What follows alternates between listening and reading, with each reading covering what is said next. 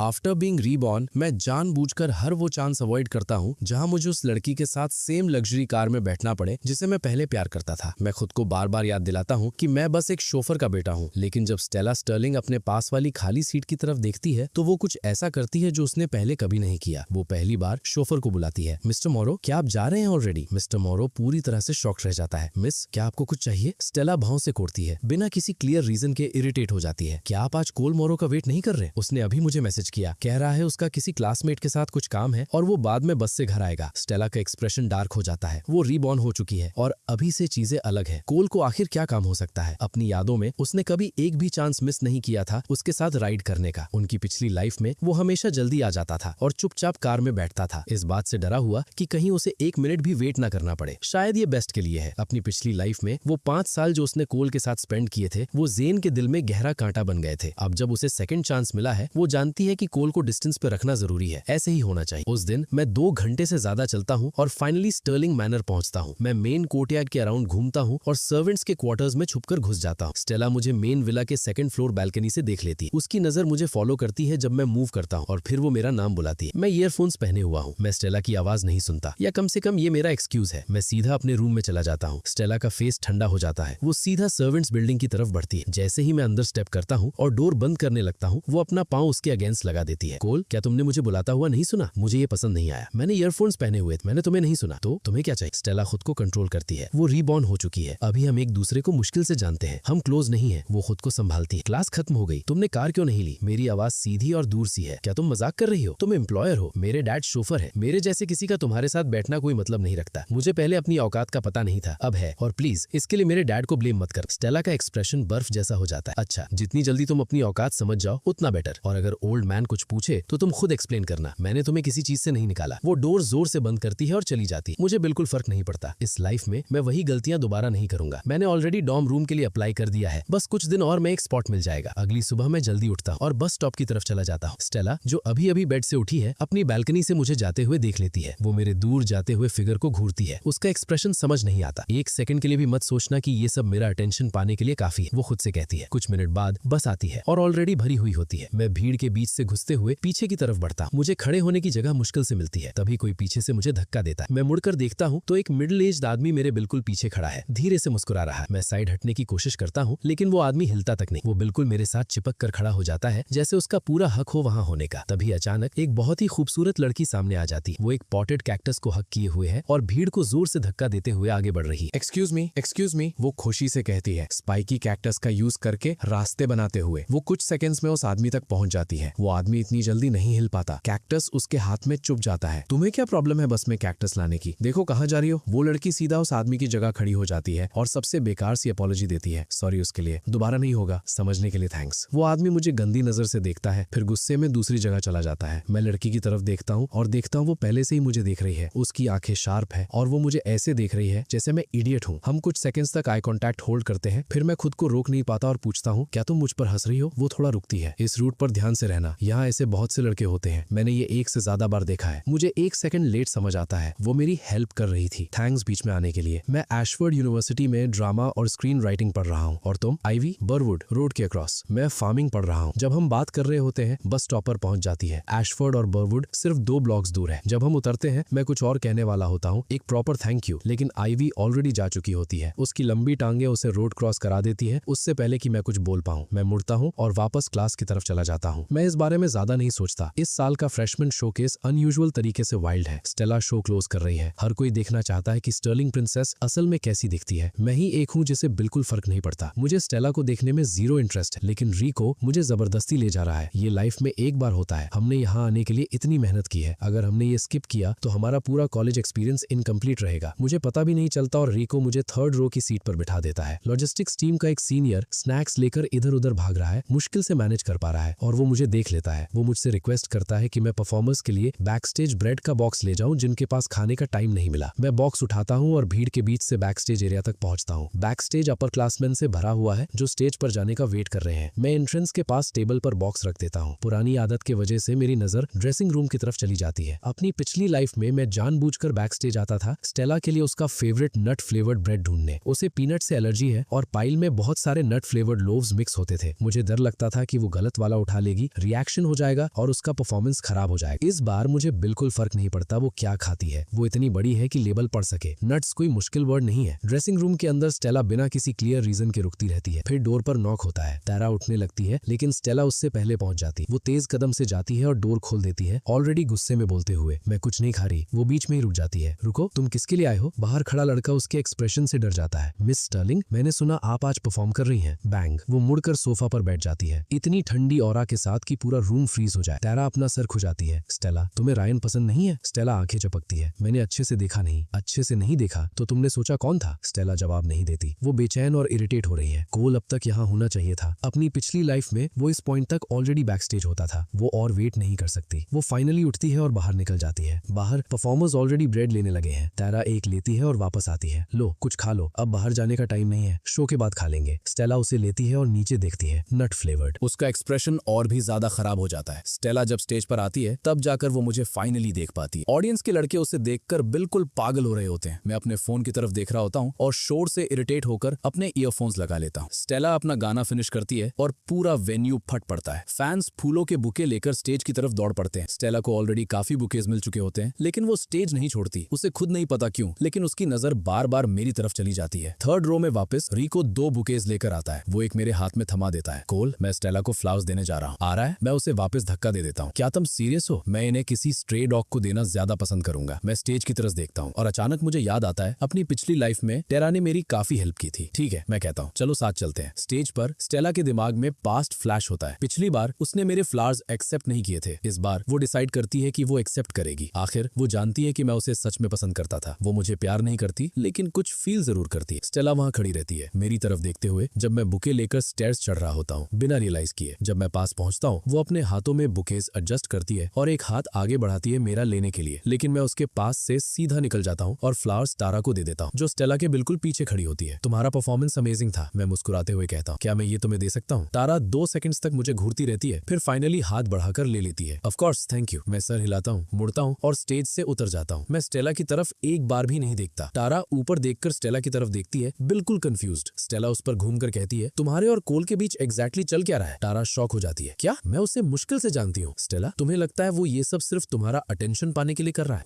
वो आखिर है क्या? जैसे मैं कभी उस पर अटेंशन दूंगी। जब तक मैं स्टर्लिंग मैनर वापस पहुंचता हूँ रात के 10 बज चुके होते हैं। मेरे डैड मुझे देखते ही तुरंत पास आ जाते हैं। कोल, क्या तुम आज स्कूल में मिस स्टर्लिंग से मिले थे? उसने मुझे उसे लेने आने से मना कर दिया और अब 10 बज चुके हैं, अभी तक घर नहीं आई। फोन ऑफ है। मिसेस स्टर्लिंग हर जगह कॉल कर रही है। मैं अपना फोन निकालता हूँ और स्कूल का फ्रेशमैन ग्रुप चैट खोलता हूँ। मिसेस स्टर्लिंग को बोलो टेंशन ना ले, लगता है वो लोग कैरियोके गए हैं। ठीक है, मैं अभी उन्हें बता देता हूँ, वरना वो किसी को तुमसे सवाल करने भेज देंगे। ग्रुप चैट की फोटोज में मैं एक हैंडसम लड़के को स्टेला के बिल्कुल पास बैठा देख सकता हूँ। वो ज़ेन है, तो वो फिर साथ है, बिल्कुल पहले की तरह। अगली सुबह मिसेस स्टर्लिंग स्टेला के रात भर बाहर रहने पर गुस्से में होती है। मुझे डर लगता है कि मुझे सवाल जवाब के लिए बुलाया जाएगा, इसलिए मैं जल्दी उठकर निकल जाता हूँ किसी के पकड़ने से पहले। जैसे ही मैं बस में चढ़ता हूँ मुझे आईवी दिख जाती है। आज वो एक बहुत ही खूबसूरत सेक्युलेंट का पॉट पकड़े हुई है जो मैंने कभी नहीं देखा। मुझे थोड़ा डर है कि कल वाला क्रीप शायद इस बस में हो। मैं सीधा आईवी के पास जाता हूँ और मुस्कुराते हुए ग्रीट करता हूँ। आईवी चुपचाप थोड़ी सी जगह बनाती है, मुझे अंदर वाली साइड खड़ा कर देती है, प्रोटेक्टेड। उसकी इस छोटी सी सोच से टच होकर मैं बात शुरू करता हूँ। आईवी, तुम क्या पकड़े हुए हो? ये बहुत सुंदर है। मैं काफी देर तक देखता रहता हूँ बिना हाथ लगाए। ये सक्यूलेंट बिल्कुल उस गिफ्ट जैसा लग रहा है जो मुझे अपनी पिछली लाइफ में ग्रेजुएशन पर मिला था। ये एक नियॉन हॉर्थिया है। आईवी कहती है, क्या तुम्हें पसंद है? मैं सर हिलाता हूँ, मुझे बहुत पसंद है। ये बिल्कुल क्रिस्टल जैसा लगता है। मैं कुछ और बोलूं उससे पहले ही आईवी पॉट मेरी तरफ बढ़ा देती है। ले लो, ये तुम्हारा है। मैं ऑटोमेटिकली हाथ बढ़ाता हूँ, फिर खुद को रोक लेता हूँ। रुको, तुम सच में ये मुझे दे रही हो? आईवी का फेस बिल्कुल न्यूट्रल रहता है। तुम्हें पसंद है ना? रख लो, मेरे पास घर पे बहुत है। हाँ, वो एग्रीकल्चर पढ़ रही है, शायद ये सब वो खुद उगाती है। वो पिछली बार भी कैक्टस उठा कर लाई और ऐसा सक्यूलेंट शायद इतना महंगा नहीं होता। मैं खुशी खुशी उसे एक्सेप्ट कर लेता हूँ। Thanks Ivy. अगली बार बबल टी मेरी तरफ से। आईवी मुझे लंबी देर तक चुपचाप देखती है, फिर अपना फोन निकालती है। अपनी बात से मुकरना मत, पहले मुझे ऐड करो। मैं अपना फोन निकालता हूँ और उसे ऐड कर लेता हूँ। प्रॉमिस, मैं हमेशा अपनी बात रखता हूँ। बस स्टॉप पर पहुंच जाती है। इस बार आईवी तुरंत नहीं भाग, वो एक्चुअली रुककर गुड बाय बोलती है। मैं थोड़ा सरप्राइज हो जाता हूँ और हाथ हिलाकर रिप्लाई देता हूँ। फिर मैं क्लास की तरफ चला जाता हूँ, सक्यूलेंट को ऐसे पकड़कर जैसे वो ग्लास का बना हो। रिको बेल बजते ही दौड़ते हुए आता है और मेरे पास सीट पर गिरता है, एक्साइटमेंट से भरा हुआ। मैं पूरी रात ड्रामा ग्रुप चार्ट स्टॉक करता रहा। अपेरेंटली स्टर्लिंग प्रिंसेस रिचमॉन्ड टेक के सबसे हॉट लड़के को डेट कर रही है। ऑफ कोर्स मुझे पता है रिचमॉन्ड टेक का सबसे हॉट लड़का ज़ेन है। ज़ेन को अब्रॉड पढ़ने जाना था, रिको आगे बोलता है, लेकिन उसके डैड के साथ कुछ हो गया और सब कैंसिल हो गया। उसे जल्दी में कॉलेज एंट्रेंस एग्जाम देना पड़ा और वो रिचमॉन्ड पहुंच गया। और अब जब स्कूल स्टार्ट हुआ है, घर के हालत भी खराब लग रहे हैं, इसलिए वो स्टेला को पक्का करने की कोशिश कर रहा है। एक लिटरल एरिस।